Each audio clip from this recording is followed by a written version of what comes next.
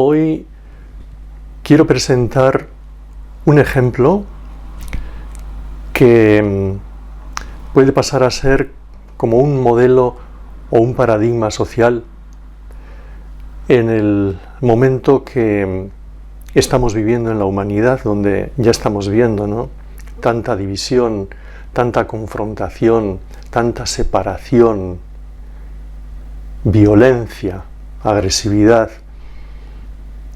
las guerras que estamos viviendo en este momento en el planeta.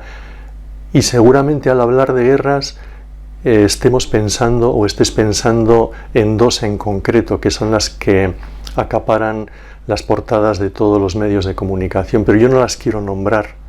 Y no las quiero nombrar porque parece que nos olvidamos de todos los demás conflictos bélicos que tenemos en el planeta y de otros pueblos que los están sufriendo, ¿no?, aparte de esas dos guerras que están en la mente de todos.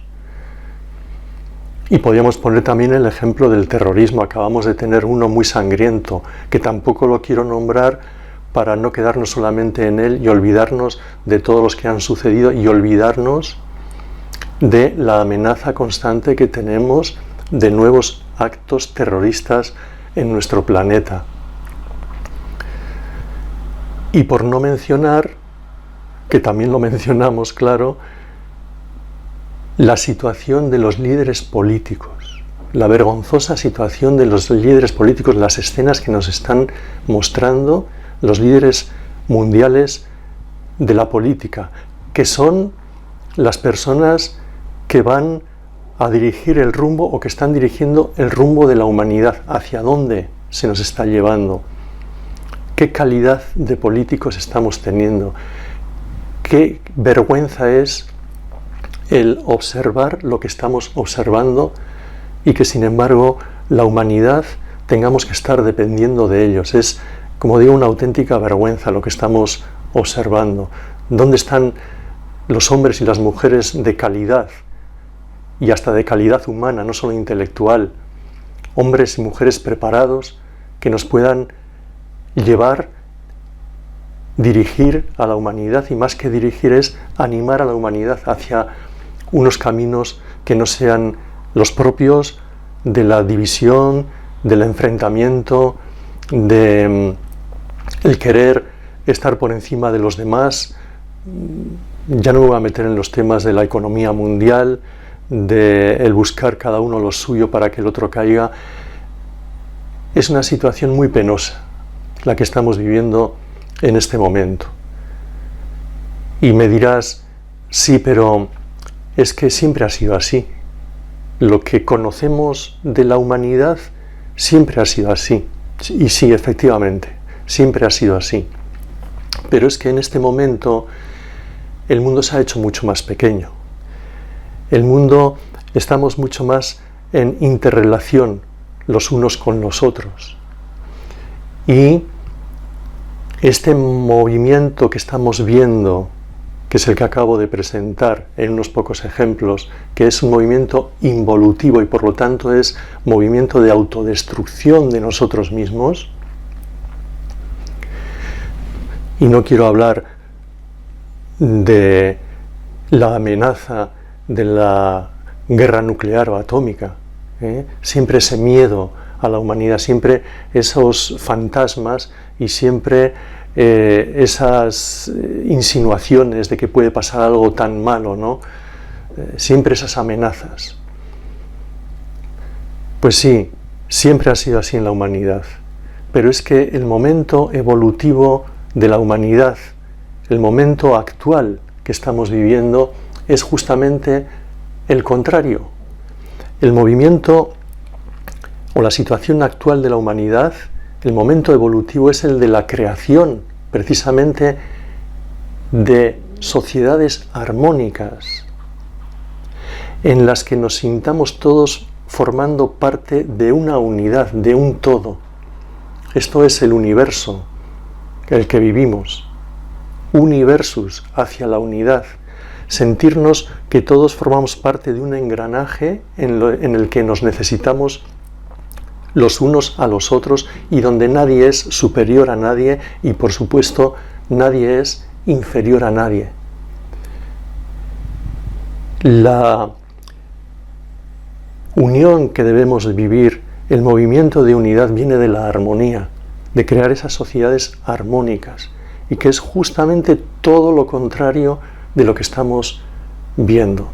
¿Cuántos políticos están buscando la armonía? Yo no digo que todos son iguales, porque hay excepciones, efectivamente, pero estoy hablando de lo que es general, lo que estamos viviendo en lo que surge en los medios de comunicación y que es lo habitual. Salvando las excepciones, esto es lo habitual. ¿Cuántos políticos están hablando y tratando de poner medios para que la sociedad que estamos viviendo, la humanidad que estamos viviendo, vaya por caminos de armonía? Esto es construir, lo otro es destruir. Esto es evolucionar, lo otro es involucionar, destruirse a sí mismo. Y lo que se trata es de construir. Pues bien, como decía, yo quiero presentar una realidad que he vivido yo y todos los que vivimos la sociedad, la pequeña sociedad, el pequeño núcleo que estamos viviendo donde yo estoy. Pues mira, el otro día, hace unos días, el 6 de abril del corriente año 2024, aquí en el Campeonato Futbolístico de España se jugó la final de lo que se llama la Copa del Rey. Y en esa final salió victorioso un equipo, que es el Athletic Club de Bilbao, y esa final, que fue muy emocionante, en ella todo empezó, aunque empezó antes, pero todo estalló a partir de este penalti que vais a ver.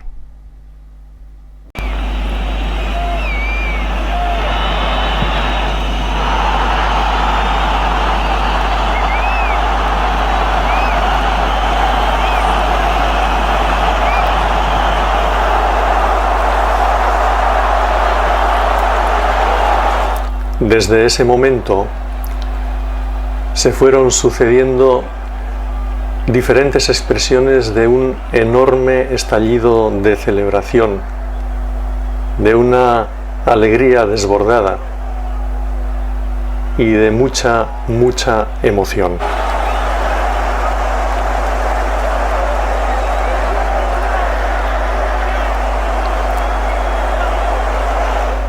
El Athletic compite con jugadores y jugadoras de su escuela de fútbol, o la llamada cantera de Lezama, y la totalidad de sus futbolistas han nacido o han sido formados en Euskal Herria, es decir, el pueblo del euskera o el país del euskera, o si queréis, en el País Vasco.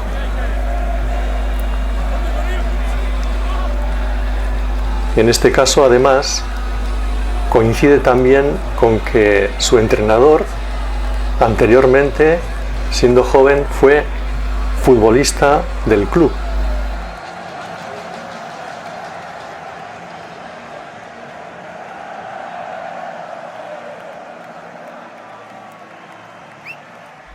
Y el himno oficial del club, en su letra,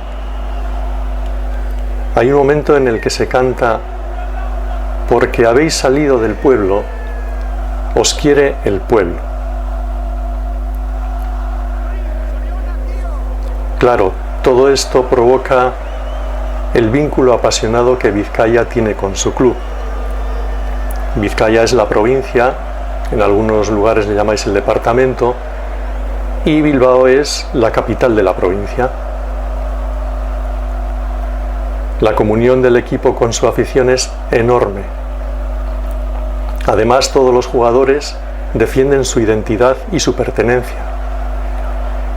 Los futbolistas juegan en el campo y los aficionados compiten desde la grada. Hay una gran complicidad entre jugadores y seguidores. Y no solo los seguidores, porque a ellos se contagia la población que no sigue el fútbol o que es ajena al devenir deportivo del equipo, pero cuando hay un triunfo, todos se contagian del mismo.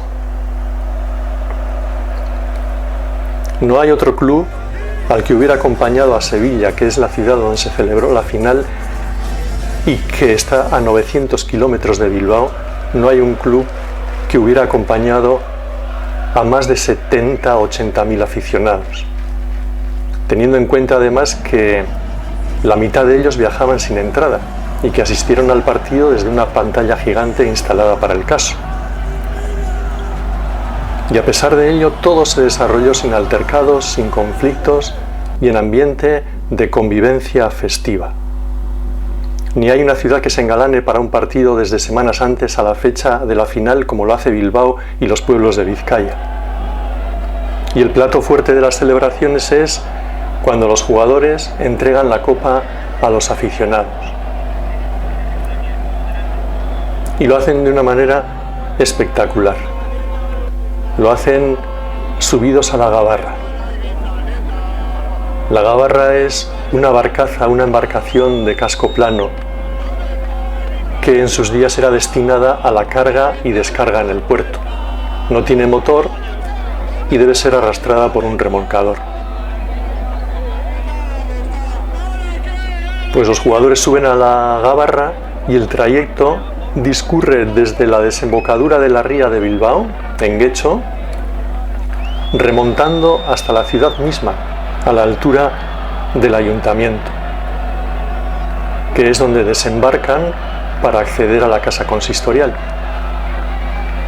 Son 13 kilómetros de recorrido en una muestra de explosión de júbilo popular en los márgenes de la ría, de personas de toda edad, condición, para celebrarlo con un civismo ejemplar, en unidad. Las estimaciones oficiales calculan que acudieron alrededor de 1 millón de personas. Una movilización que discurrió sin ningún tipo de conflicto y en un ambiente de fiesta y de respeto.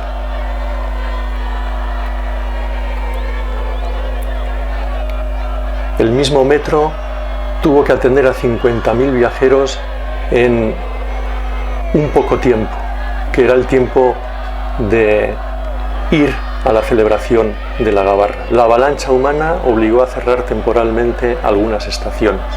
Los autobuses de transporte público movilizaron a 123.000 pasajeros, también en muy poco tiempo. Y pese a todo, apenas se registraron incidentes. El alcalde agradeció el comportamiento porque, claro, había temores de que pudiese haber algún problema con tanta multitud de personas en tan poco tiempo. Es una imagen que habla por sí sola de la excepcional comunión entre el club y su pueblo. Leía uno de los artículos de opinión en los periódicos que decía que alguien hará las cuentas y dirá que hubo 1 millón de personas, o 1,5 millones, o 2 millones, pero lo verdaderamente extraordinario es que todos fuimos uno. Y el trayecto finaliza con el colofón en la balconada del ayuntamiento, donde cada uno de los futbolistas dirige unas palabras a los cientos de miles de aficionados presentes en el acto.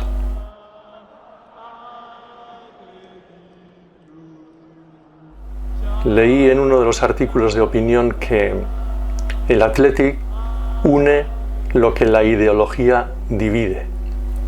Y en otro artículo decía: un acontecimiento capaz de reunir y unir a 1 millón de personas de cualquier edad, sexo, raza, religión e ideología en una sociedad muchas veces polarizada, es eso, algo sin igual.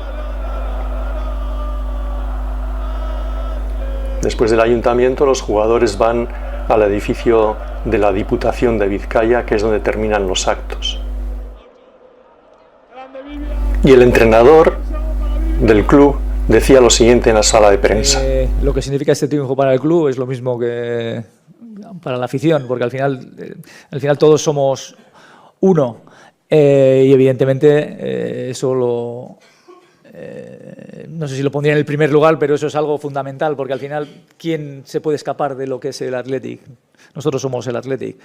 Los jugadores, todos los que han venido aquí, el club, los aficionados que están en cualquier parte del mundo pensando en nosotros. Todos somos uno. Imaginar un evento con la capacidad de movilización que mostró la celebración de la victoria del Athletic es muy difícil. Y es un paradigma social muy aleccionador en el que mirarnos para soñar con optimismo en una humanidad más evolucionada y como consecuencia una humanidad más feliz.